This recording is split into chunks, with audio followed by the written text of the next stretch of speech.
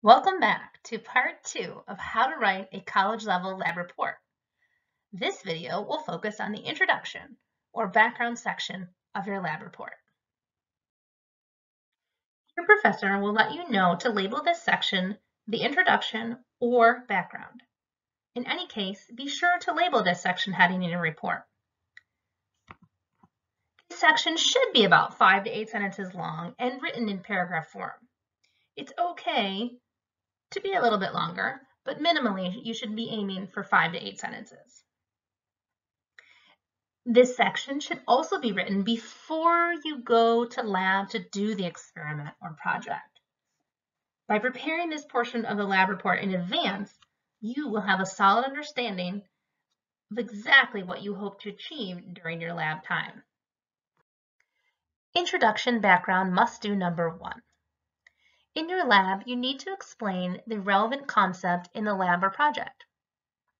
Your professor needs to know that you understand the main idea or concept or principle of the lab that you're doing.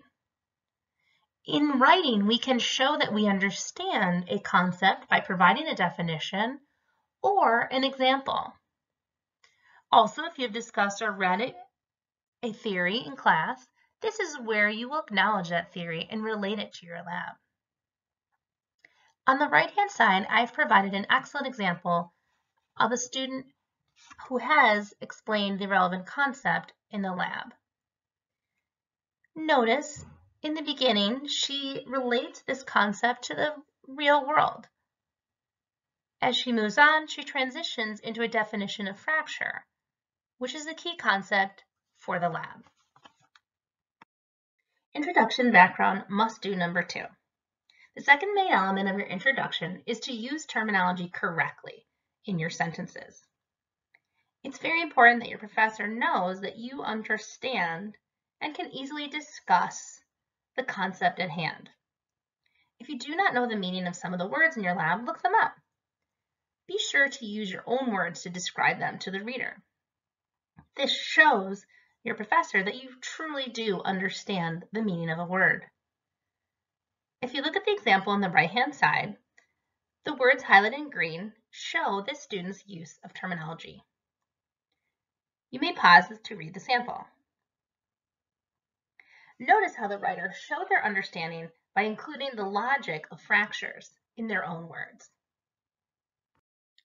If you are feeling stuck or unsure about your lab, reach out to your college's academic support services, which may include academic tutoring, office hours with professors or a teaching assistant, accessibility resources, or maybe even peer tutoring.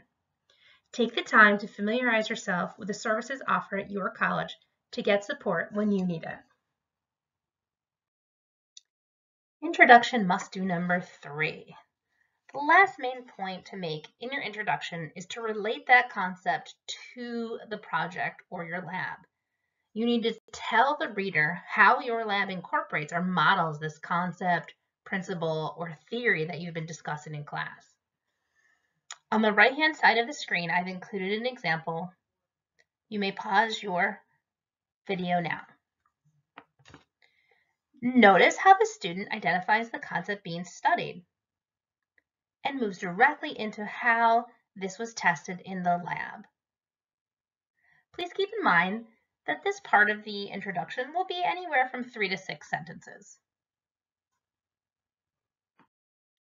Now let's take a look at 2 examples to compare a weak and a strong introduction. You may pause the video to read the samples. The example on the left shows an introduction that is too brief.